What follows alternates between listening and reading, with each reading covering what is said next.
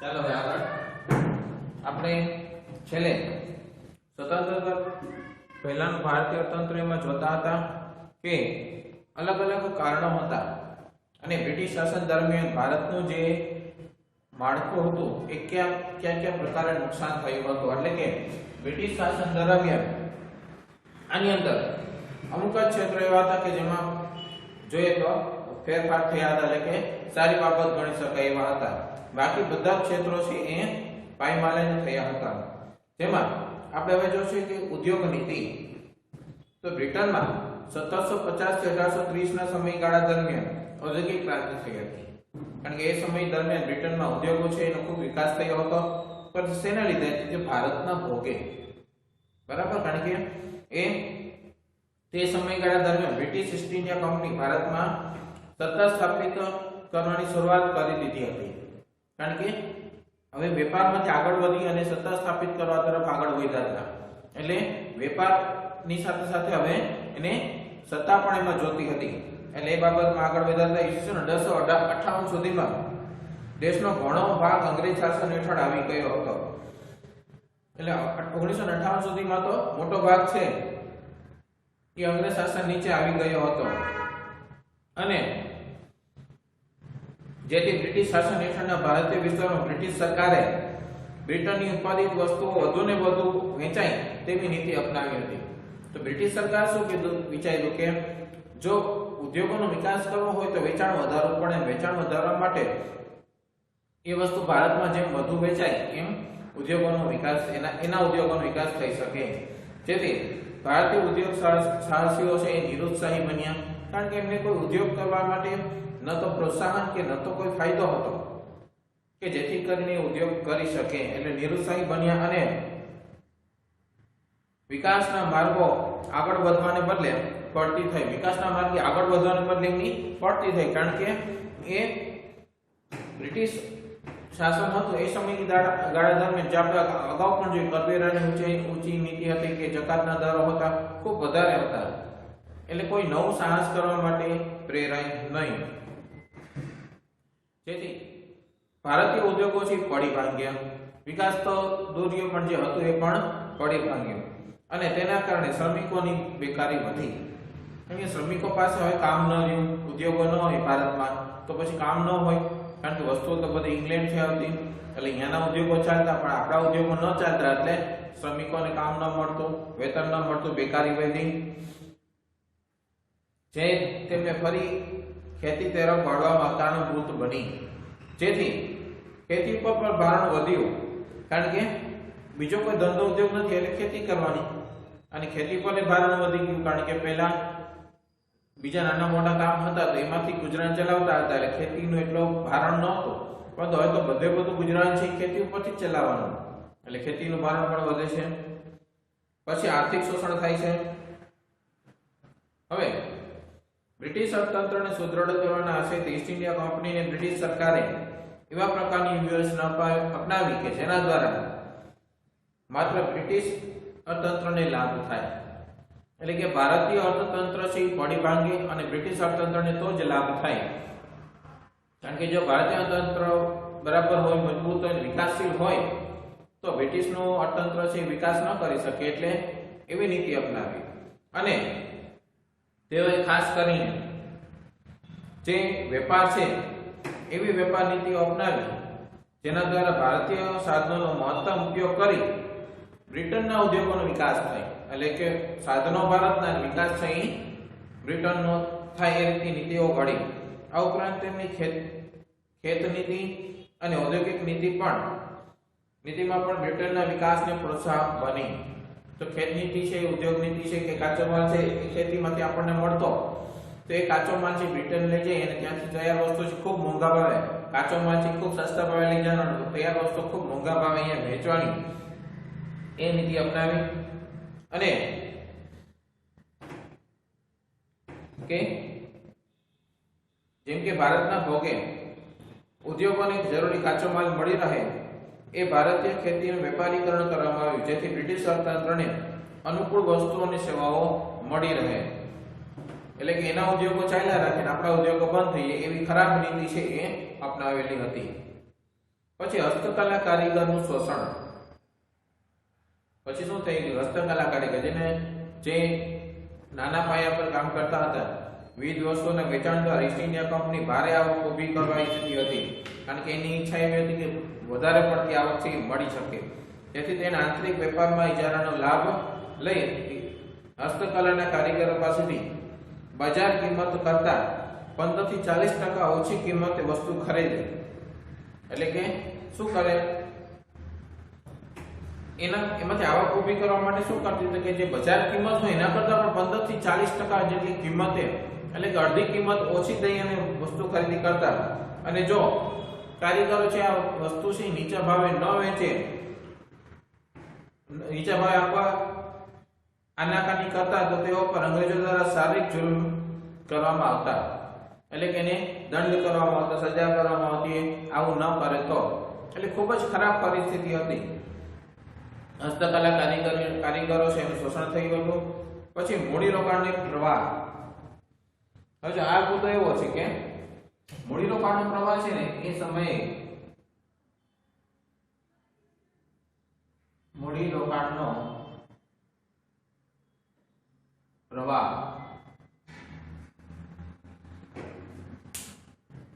તો બ્રિટિશ શાસન દ્વારા ભારતની અને બ્રિટનની જે મૂડીનું રોકાણ કરવામાં આવ્યું તેની દિશા બ્રિટન તરફી અને ભારતીય વિરોધી રાખવામાં આવી હતી. એટલે કે આ મૂડીરોકાણથી ભારત પર અંગ્રેજોનું સામ્રાજ્ય કાયમ રહે અને બ્રિટનના અર્થતંત્રને લાભ થાય એ પ્રકારની વ્યૂહરચના ઘડવામાં આવી હતી. તો એ પ્રકારનું જે આયોજન છે, પ્રયોજન છે કરવામાં આવ્યું કે જેથી કરીને અંગ્રેજોનું સામ્રાજ્ય છે કાયમ રહે અને બ્રિટનના અર્થતંત્રને લાભ થાય.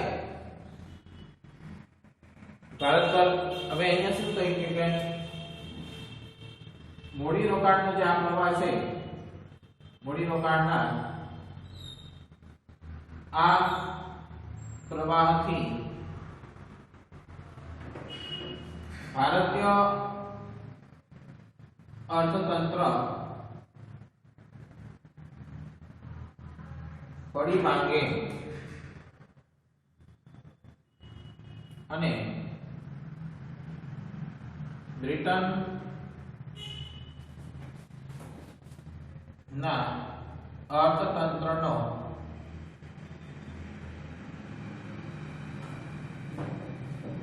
વિકાસ થાય. તો બ્રિટનના અર્થતંત્રનો વિકાસ થાય તે પ્રકારનું પ્રયોજન કરવામાં આવ્યું. તો એ પ્રકારનું પ્રયોજન થયું કે બ્રિટનના ઉદ્યોગોનો વિકાસ થાય અને ભારતીય ઉદ્યોગો છે એ પડી ભાંગે. જેમ કે રસ્તા અને રેલવે પાછળ થયેલું જંગી મૂડીરોકાણ. તો આ મૂડીરોકાણનો ઉદ્દેશ શું હતો?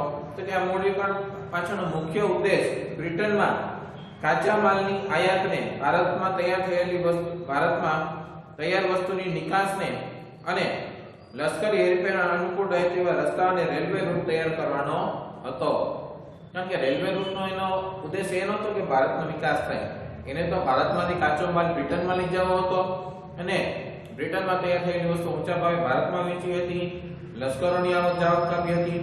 એ અર્થે એને રેલવેનું કામ છે અને રૂટ છે એ રીતના બનાવ્યા કે જેનાથી અંગ્રેજોને, બ્રિટનને ફાયદો થાય. એટલે કે ઉપરાંત રેલવે માટેના ઉચ્ચ તજજ્ઞો અને અધિકારીઓને બ્રિટનથી ઊંચા દરે ભારતમાં લાવવામાં આવ્યા. કારણ કે જે તજજ્ઞો છે કે રેલવે માટે જે કામ કરતા હોય એમને ઊંચા દરે ભારતમાં લાવવામાં આવે. કારણ કે ખર્ચો તો ભારત ઉપર હતો અને કે વાતે એ કે ભારતનો વિકાસ થાય એટલે આ રેલવે છે એની જે પ્રક્રિયા છે, પ્રોજેક્ટ છે, આખો હાથ ધરવામાં આવ્યો છે. એટલે એનો ખર્ચો પણ ભારતે જ ભોગવવાનો. બ્રિટનથી જે લોકો આવે છે એને ઊંચા દરે બોલાવવાના, એટલે કે ખૂબ જ એને ઊંચું વેતન આપી અને એને બોલાવવામાં આવતા. જેમ કે આપણે કહે છે કે રેલવે રસ્તા અને રેલવે પાછળ થયેલું જંગી મૂડીરોકાણ. જેમ કે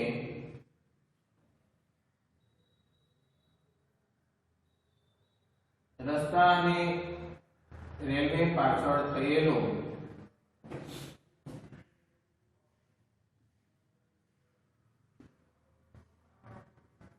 જંગી મૂડીરોકાણ, તેના માટે તજજ્ઞો છે એ બ્રિટનથી ભારત બોલાવવામાં આવતા હતા અને એ પણ ખૂબ જ ઊંચા દરે. બ્રિટિશ શાસન દ્વારા શિક્ષણ પાછળ મૂડીરોકાણ કરી અને બ્રિટિશ સરકારને અનુકૂળ એવા કારકુનો મળી રહે તેવું શિક્ષણ આપતું મૂડીરોકાણ ખર્ચ કરવામાં આવ્યું. એટલે કે બ્રિટન સરકારને અનુકૂળ હોય ને એવા ક્લાર્કો તૈયાર કરીને એની પાછળ મૂડીરોકાણ ખર્ચ કરવામાં આવ્યું અને આ તમામ મૂડીરોકાણ ખર્ચને ઊંચા વ્યાજ દરે બ્રિટનમાંથી મૂડી લાવી ગોઠવવામાં આવ્યું અને સમગ્ર બોજો ભારતના માથે જ લાદવામાં આવ્યો. કારણ કે શિક્ષણનો વિકાસ કરવાનો એ બાબતનો વાત આગળ ધરી અને જે ખર્ચો થાય ભારતે જ ભોગવવાનો એ બાબત અહીંયા રજૂ કરવામાં આવી. એટલે બ્રિટન શાસન દ્વારા શિક્ષણ પાછળ એવો મૂડીરોકાણ ખર્ચ કરવામાં આવ્યો જેથી કરીને એમને બ્રિટનથી એ વસ્તુ જે બ્રિટનના અનુરૂપ હોય એવા ક્લાર્કો તૈયાર કરવા એ એમનો ઉદ્દેશ હતો. અને શિક્ષણ પાછળ જે ખર્ચ થાય એ મૂડીરોકાણ છે બ્રિટનથી લાવવામાં આવતું ને એ પણ ઊંચા વ્યાજ દરે કે જેથી કરીને બ્રિટનમાં છે એની આવક થાય અને ભારત છે એને એ નુકસાન થાય. એટલે કે શિક્ષણ પાછળ મૂડીરોકાણ કરી એને શું કર્યું કે બ્રિટનના લોકોએ બ્રિટિશ શાસન દ્વારા શિક્ષણ પાછળ મૂડીરોકાણ કરી બ્રિટિશ શાસન દ્વારા મૂડીરોકાણ શિક્ષણ પાછળ મૂડીરોકાણ કરી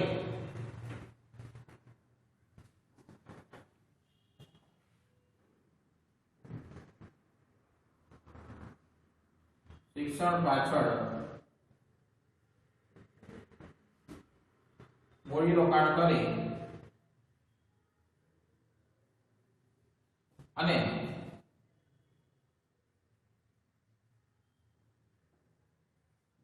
બ્રિટનને અનુરૂપ ક્લાર્કો મળી રહે તેવી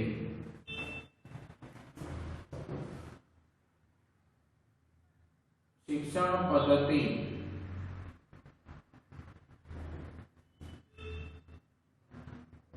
અપનાવવામાં આવી અને એનો સમગ્ર બોજો છે એ ભારતના માથે લાદવામાં આવ્યો. પછી વિવિધ ભરણાનો બોજો, કારણ કે ભારતે બ્રિટિશ હુકુમત વહીવટનો ચાર્જ પણ ચૂકવવો પડતો હતો. કારણ કે બ્રિટિશ હુકુમત કરે તો એનો વહીવટી ચાર્જ પણ ભારતે ચૂકવવાનો હતો, જેને હોમ ચાર્જીસના નામે ઓળખવામાં આવતો હતો. એટલે કે હોમ ચાર્જીસ એટલે કે ભારતનો પોતાનો જ ખર્ચ છે એ રીતે ઓળખવામાં આવતો હતો. તો ભારતે બ્રિટિશરોને આવી કેટલીક ચૂકવણીઓ કરવી પડતી હતી, જેમ કે બ્રિટિશ અધિકારીઓના પગારો તથા પેન્શન, ભથ્થાઓ, લશ્કરનો ખર્ચ, દેવા પર વ્યાજની ચૂકવણી વગેરેનો સમાવેશ થતો હતો. કે ખૂબ જ અન્યાય નીતિ હતી. આમ જોઈએ તો એક રીતે કહીએ તો શોષણ અને દૂષણ પણ કહેવાય. તો કે અથવા તેની જેને કહી શકે કે માનવતા જ ન કહી શકાય. ભારતના લોકો મહેનત કરે એની જે આવક અને એના ભોગે બ્રિટિશરો છે એ જલસા કરે અથવા તો એનો ઉપયોગ કરે એ ખોટું હોય. તો એ બાબત એ સમયમાં હતી, જેના આધારે બનતું બજેટ બ્રિટનમાં રજૂ થતું હતું. કારણ કે ભારતનું બજેટ અને બ્રિટનમાં રજૂ થતું હતું. ઈસવીસન 1924 થી 25 ના વર્ષોમાં 300 લાખ પાઉન્ડ જેવી જંગી રકમ ચૂકવવી પડી હતી. 300 લાખ પાઉન્ડ એ સમયમાં, અત્યારે પણ વધારે કહેવાય તો એ સમયમાં તો ખૂબ જ વધારે કહેવાય. બરાબર. એટલે જે ખૂબ જ જંગી રકમ ચૂકવવી પડી 1923 1924 અને 25 માં. જે ઈસવીસન 1945 થી 45 માં 1350 લાખ પાઉન્ડ થવા પામી હતી. કારણ કે એટલી જંગી રકમ તો ચૂકવે ક્યાંથી ભારતના લોકો? કારણ કે આવક જ નહોતી. આવકના સ્ત્રોતો છે બંધ, કારણ કે બ્રિટનના ઉદ્યોગોમાંથી વસ્તુઓ બનાવવાની, ત્યાંથી અહીં વેચાણ કરવાનું. ભારતીય વસ્તુ તો વેચાણ થાય નહીં, ભારતના લોકોને આવક થાય નહીં. અને જે આવક થાય છે ખેતીમાંથી, એમાંથી ખૂબ ઊંચા દરે કરવેરા લઈ અને ખૂબ ઊંચા દરે એના જકાતો વસૂલ કરી અને ખેડૂતોને કઈ આવક પણ ન મળી રહે એ પ્રકારની નીતિ હતી. એટલે આ કરવેરા તો ભરી ન શકાય કે જે 1945 સુધીમાં 1350 લાખ પાઉન્ડ સુધી પહોંચી ગયા હતા. આવી વિશિષ્ટ ચૂકવણીના આધારે ભારત ગરીબ અને ભારતના ભોગે બ્રિટન ધનવાન બની રહ્યું હતું. આવી ચૂકવણીઓ કરવી પડતી હતી એ સમયે. અંતે શું થયું? 15 ઓગસ્ટ 1947 ના રોજ અંગ્રેજો જ્યારે ભારત છોડીને ગયા ત્યારે ભારતના ખેતી, ઉદ્યોગ અને વેપાર વગેરેની ભારે કંગાળ સ્થિતિ હતી. એટલે કે ખૂબ ખરાબ સ્થિતિ અથવા અસ્તિત્વ ન હોય એ પ્રકારની સ્થિતિ એ સમયે થઈ ગઈ હતી. એટલે કે 150 વર્ષના સમયગાળામાં, એટલે કે લગભગ 150 વર્ષના સમયગાળામાં દેશની માથાદીઠ આવક ઘટવા પામી હતી. એટલે કે દિવસે ને દિવસે ઘટતી હતી આ આવક તો. અને ભારતીય અર્થતંત્ર છે જે ઇંગ્લેન્ડ કરતા સમૃદ્ધ હતું, આમ તો ઇંગ્લેન્ડની આખા વિશ્વ કરતા સમૃદ્ધ હતું, તે બ્રિટિશ શાસનના શોષણને લીધે ઇંગ્લેન્ડની સરખામણીએ ખૂબ જ ગરીબ બન્યું હતું. એટલે કે ભારતનું અર્થતંત્ર છે ખૂબ જ ગરીબ બની ગયું હતું. જે વિશ્વમાં સૌથી સમૃદ્ધ હતું એ ગરીબ અર્થતંત્ર બની ગયું, એટલે હદે એનું શોષણ થયું હતું. તો ત્યાર પછી મેં સ્વતંત્ર પછીનું ભારતીય અર્થતંત્ર.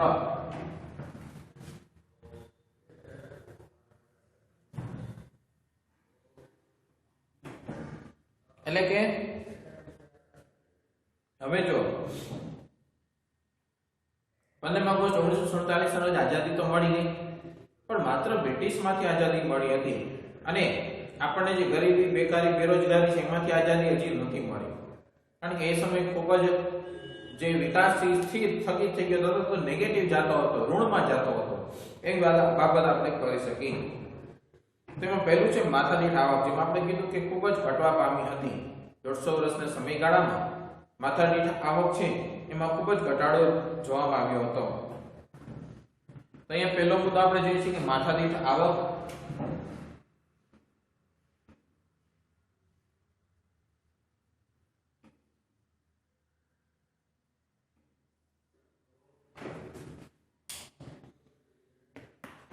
તો ભારતની માથાદીઠ આવક માનવ વિકાસ અહેવાલ 2014 મુજબ વર્ષ 2013 માં $5,150 હતી અને એ સમયે ચીનની માથાદીઠ આવક $11,477 હતી.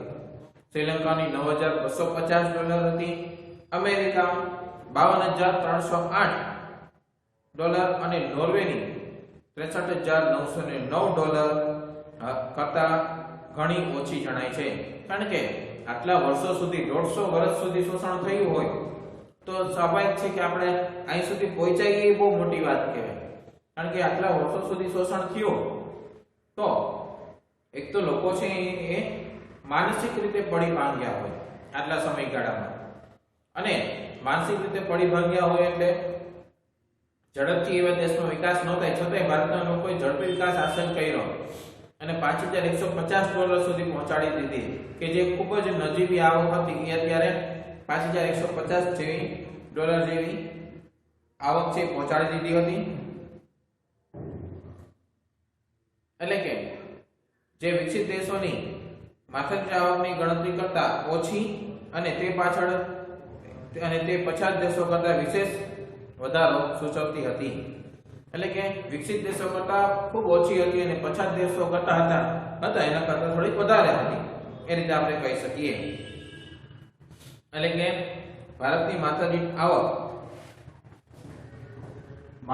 જે માનવ વિકાસ અહેવાલ છે એ મુજબ, માનવ વિકાસ અહેવાલ 2014 મુજબ,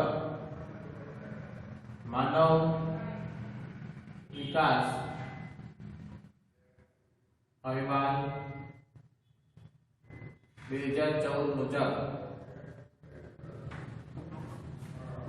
ભારતની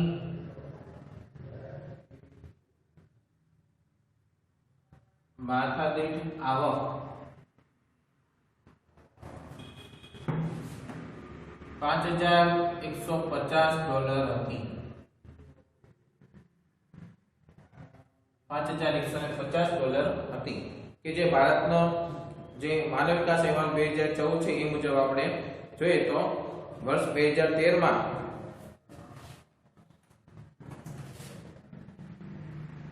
વર્ષ 2013 માં અત્યારમાં ફેરફાર થયો હોય પણ એ સમયે આટલી હતી। હવે રાષ્ટ્રીય આવકની તુલના કરીએ ને જેને આપણે કહીએ સમ ખરીદ શક્તિના સિદ્ધાંત મુજબ માપદંડ મુજબ સમ ખરીદ શક્તિ તો વિકસિત દેશોની માથાદીઠ આવક છે એના કરતાં ઓછી અને પછાત દેશોની માથાદીઠ આવક છે એના કરતાં વધુ હતી। જેમાં નોર્વે સૌથી ઉપર $63,909 માથાદીઠ આવક છે એટલે કે નોર્વે સૌથી ઉપર છે। આમાં જોઈએ તો નોર્વે હવે એ નોર્વે છે તો એની અંદર $63,909 માથાદીઠ આવક હતી। $63,909 માથાદીઠ આવક કે જે ખૂબ વધારે કે ભારતની સરખામણી ખૂબ વધારે છે। ભારતની 5,150 હતી એની સામે નોર્વેમાં 63,000। એ જ સમયે અમેરિકા છે એમાં 52,308 હતી। અમેરિકામાં 52,308 કારણ કે અમેરિકા પણ એના કરતા પાછળ નોર્વે કરતા માથાદીઠ આવકમાં। જર્મની 43,049, ઇંગ્લેન્ડ 35,002, ચીન 11,477, શ્રીલંકા 9,250। શ્રીલંકાની પણ આવક આપણા કરતા એટલે કે ભારત કરતા વધારે હતી અને એના પછી ભારત 5,150 અને ત્યારબાદ પાકિસ્તાન 4,652 અને ત્યારબાદ બાંગ્લાદેશ 2,713 સુધી હતી। તો છેલ્લા વર્ષોમાં જે ભારતની માથાદીઠ આવકમાં થયેલો ફેરફાર આપણે જોઈએ તો છેલ્લા વર્ષોમાં 2011-12 ની વાત કરીએ તો વર્તમાન કિંમત રૂપિયામાં જે હતી એ 64.316 હતી। જે સ્થિર કિંમત રૂપિયામાં 64.316 જ હતી એટલે કે 2011-12 માં બે વસ્તુ સરખી હતી। 2012 અને 13 માં 71,593 હતી કે જે એટલે કે ચાલુ કિંમત રૂપિયામાં કહીએ ને તો 71,593 હતી કે જે સ્થિર કિંમતમાં ગણીએ તો 66,344 એટલે કે બહુ વધારો થયેલો ન જણાય। 13-14 માં 80,388 અને સ્થિર કિંમત 69,959। 2014-15 માં 88,533 સ્થિર કિંમતમાં 74,193 કે જે સ્ત્રોત એટલે કે ક્યાંથી આ આંકડાઓ મળેલા છે તો ભારત સરકાર વિવિધ આર્થિક સર્વેમાંથી સંકલિત એટલે કે એમાંથી આ આંકડાઓ મળ્યા છે। જે આ માનવ વિકાસ અહેવાલ 2014 માંથી આંકડા મળ્યા છે તે અલગ અલગ સ્ત્રોત છે એમાંથી આંકડાઓ મળેલા છે જેના આધારે આપણે એની ગણતરીઓ કરી શકીએ। ત્યાર પછીનો માથાદીઠ આવક પછી છે ખેતી।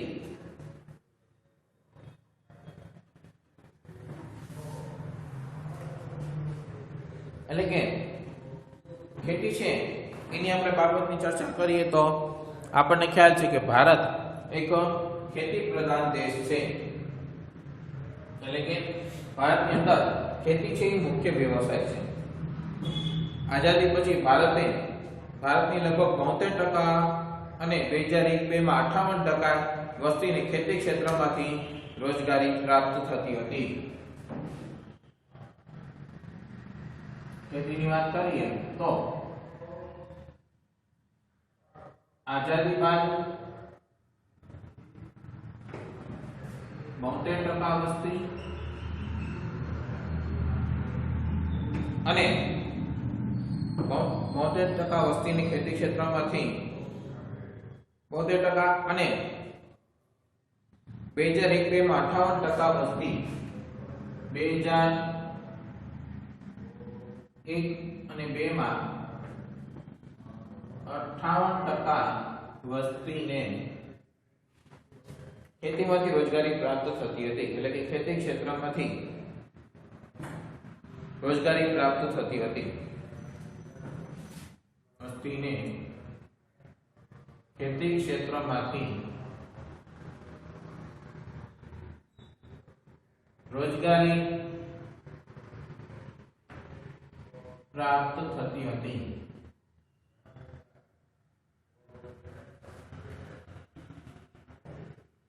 જે પ્રમાણ 2013-14 માં ઘટીને લગભગ 49% રહ્યું છે. 2013-14 માં 49% વસ્તી ખેતી ક્ષેત્રમાંથી રોજગારી છે એ પ્રાપ્ત કરતી હતી, એટલે કે એમાંથી રોજગારી મેળવતી હતી, રોજગારી પ્રાપ્ત કરતી હતી. એમાંથી આ રોજગારી મળતી હતી, ખેતી ક્ષેત્રમાંથી રોજગારી પ્રાપ્ત કરતી હતી આ વસ્તી, કે જે એમ કહી શકાય કે ખૂબ જ ભારણ છે એ ઘટ્યું કહેવાય. કારણ કે અન્ય ક્ષેત્રનો વિકાસ થયો હોય એટલે ખેતી ક્ષેત્રમાંથી ભારણ ઘટે, કે જે આંકડાનો સ્ત્રોત છે તો આર્થિક સર્વે 2014-15 અનુસાર આ બાબત આપણને મળે છે. તો આમ ઉત્તરોત્તર ભારતમાં ખેતી ક્ષેત્રનું મહત્વ ઘટતું ગયું છે, એટલે કે ભારણ ઘટ્યું છે. ધંધા ઉદ્યોગોનો વિકાસ થતા લોકોને અન્ય ક્ષેત્રોમાંથી રોજગારી મળે છે, જેથી કરીને ખેતી ક્ષેત્ર પર ભારણ ઘટાડી શકાય. કારણ કે એના પર જો સંપૂર્ણ ભારણ રાખવામાં આવે તો એનો વિકાસ ન થાય. એટલે ધીમે ધીમે એમાં ભારણ ઘટાડી, કે જેથી કરીને લોકોને તો રોજગારી પણ પ્રાપ્ત થાય અને ખેતી ક્ષેત્રનો પણ વિકાસ થાય. 1950-51 માં ખેતી ક્ષેત્રની રાષ્ટ્રીય આવકમાં ફાળો 55% હતો. 1950-51 માં આપણે વાત કરીએ તો ખેતી ક્ષેત્રનો રાષ્ટ્રીય આવકમાં ફાળો ખેતી ક્ષેત્રનો રાષ્ટ્રીય આવકમાં ફાળો 55% હતો. 50-51 આઝાદી પછીના સમયની વાત છે, જે વર્ષ 2013-14 માં ઘટીને માત્ર 14% રહ્યો છે. જે વર્ષ 2013-14 માં ઘટીને માત્ર 14% રહ્યો છે. એટલે કે આનો બાબત એ ન કહી શકાય કે ખેતી ક્ષેત્ર છે વિકાસ નથી કરતું, પરંતુ ઉદ્યોગોનો વિકાસ વધારે છે એટલે લોકોને વધારે રોજગારી મળે છે, વધારે નિકાસો થાય છે, જેથી કરીને રાષ્ટ્રીય આવકમાં એમનો ફાળો વધતો જાય છે. 1980-81 માં 38% અને 2000-2001 માં 22.3% હતું ખેતી ક્ષેત્ર. અને હવે આ બધા ક્ષેત્રો છે આઝાદી પછીમાં શું ફેરફારો થયા એ પણ આપણે જોવાના છે. ત્યાર પછીનું ક્ષેત્ર છે ઉદ્યોગ. વર્ષ 1951 માં ભારતના ઉદ્યોગોમાં 10.6% લોકો રોજગારી પૂરી પાડતા હતા. બરાબર. આ પ્રમાણ 2001 માં એટલે 51 ની સરખામણી 1 માં જોઈએ તો 18.2% થયું. 18% લોકોને રોજગારી પૂરી પાડતું હતું 2001 માં, કે જે 10% હતું 1950-51 માં. આ પ્રમાણમાં વધારો થઈને 2011-12 માં ઉદ્યોગ ક્ષેત્રે રોજગારીનું પ્રમાણ 24.3% થયું, એટલે કે સીધો વધારો અહીંયા જોવા મળે છે. 11-12 ની અંદર ખૂબ સારો એવો વધારો કહેવાય તો 24.3% જેટલું હતું. અને એટલું જ નહીં, પણ 1950-51 માં ઉદ્યોગ ક્ષેત્રે રાષ્ટ્રીય આવકમાં 16.6% હિસ્સો આપતો હતો. જે ખેતી ક્ષેત્ર છે એ જે ક્ષેત્ર રાષ્ટ્રીય આવકમાં 55% આપતો હતો, જે તે સમયે ઉદ્યોગ છે 16% નો જ હિસ્સો આપતો હતો માત્ર. બરાબર. તો એ પરિસ્થિતિ હવે બદલાઈ ગઈ અને જે પ્રમાણ છે એ વર્ષ 2013-14 માં વધીને 26% નું થયું. એટલે કે અંદાજે એમાં આપણે જોઈએ તો 20% નો વધારો થયો અને 10% નો વધારો થઈ ગયો સીધો. ઉપરાંત ઉદ્યોગ ક્ષેત્ર વર્તમાન સમયમાં 2/3 ભાગની નિકાસ કમાણી મેળવે છે.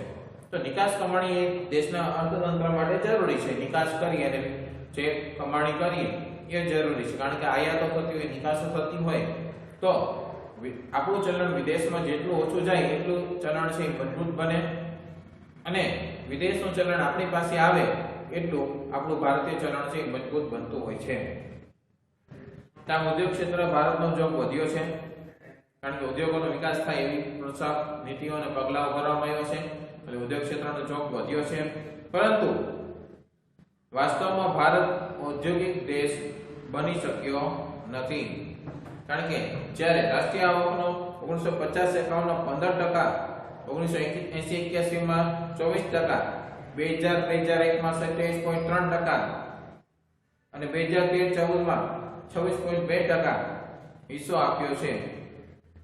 જે RBI ના CSO એટલે કે રિઝર્વ બેંક ઓફ ઇન્ડિયાના સેન્ટ્રલ સ્ટેટિસ્ટિકલ ઓર્ગેનાઇઝેશન રાષ્ટ્રીય જે કેન્દ્રની અંદર આંકડાકીય સંસ્થા છે એને આ માહિતી આપણને આપેલી છે. તો એના ઉપરથી આપણને એ ખ્યાલ આવે છે કે આ ભારત છે હજી સંપૂર્ણ રીતે ઉદ્યોગ પ્રધાન દેશ નથી બની શક્યો. બરાબર. એટલે ઉદ્યોગ ક્ષેત્ર છે તે પ્રગતિ પણ સારી કરી છે.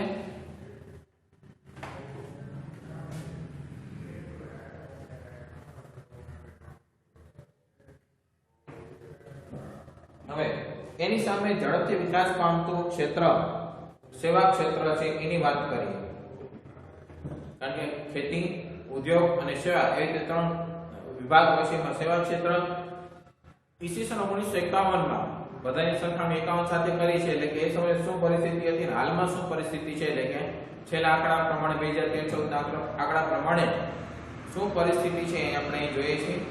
તો સેવા ક્ષેત્ર છે 1951 માં ભારતના સેવા ક્ષેત્ર કુલ રોજગારીમાં 17.3% ફાળો હતો. તો સેવા ક્ષેત્ર છે એ પણ એક અત્યારે જોઈએ તો ખૂબ વિકસતું ક્ષેત્ર છે. 1950-51 માં ભારતના સેવા ક્ષેત્ર કુલ રોજગારીમાં ફાળો 17.3% હતો. 51 માં 17.3% રોજગારીમાં ફાળો હતો. એટલે આટલા ટકા લોકો રોજગારી મેળવતા હતા સેવા ક્ષેત્રમાંથી. જે વર્ષ 2001 માં 25.2% થયું. 2001 માં 25.2%.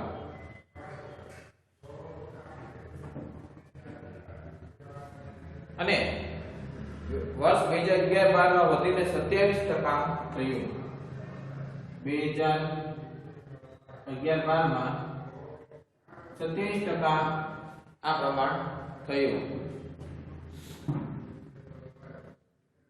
વર્ષ 1950-51 માં ભારતનું સેવા ક્ષેત્ર રાષ્ટ્રીય આવકના એટલે કે GDP gross domestic product GDP ના 30.3% હિસ્સો આપતો હતો. તો રાષ્ટ્રીય આવકની વાત કરીએ, નેશનલ ઇન્કમ, તો રાષ્ટ્રીય આવક છે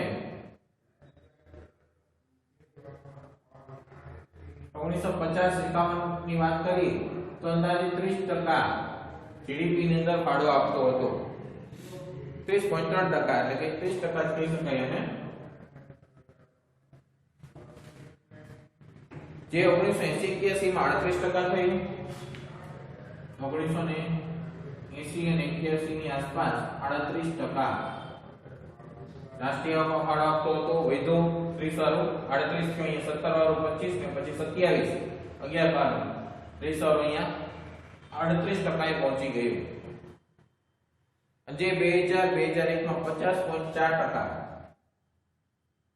2000 અને 2001 માં 50.4, એટલે કે અંદાજે 50% રાષ્ટ્રીય આવકનો ફાળો સેવા ક્ષેત્રનો હતો 2001 માં.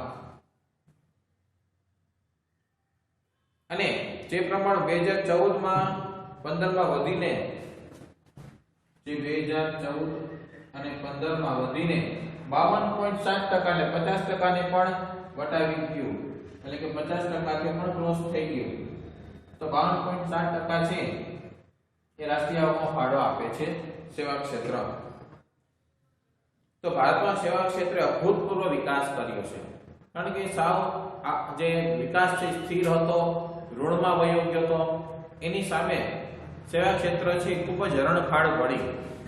કારણ કે 30% જે શરૂઆતમાં હતું એ 52%, એટલે કે અંદાજે આપણે અડધા કરતા ઉપરની આવક છે આપણે સેવા ક્ષેત્રમાંથી મેળવી લઈએ છીએ.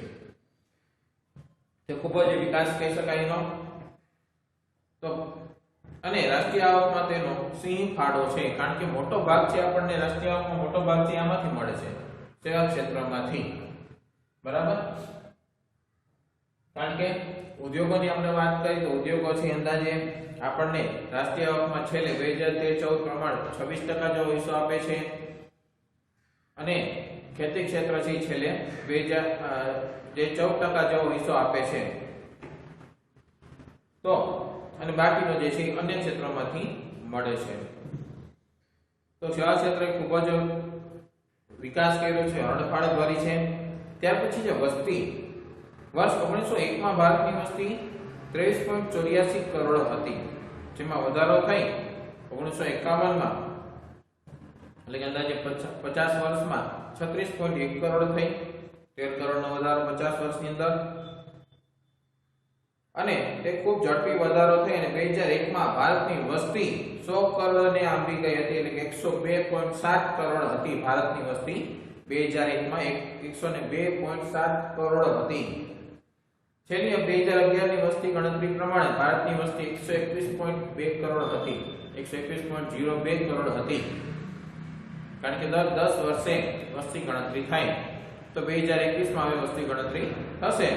તો 2011 માં જે વસ્તી હતી એ 121.02 કરોડ હતી, જે 2001 માં 102.7 કરોડ હતી. બરાબર? તો જે ભારતની આઝાદી બાદ વસ્તી ખૂબ જ ઝડપી વધી છે અને અંદાજે 1.5% દરે વસ્તી વૃદ્ધિ થવા પામી છે.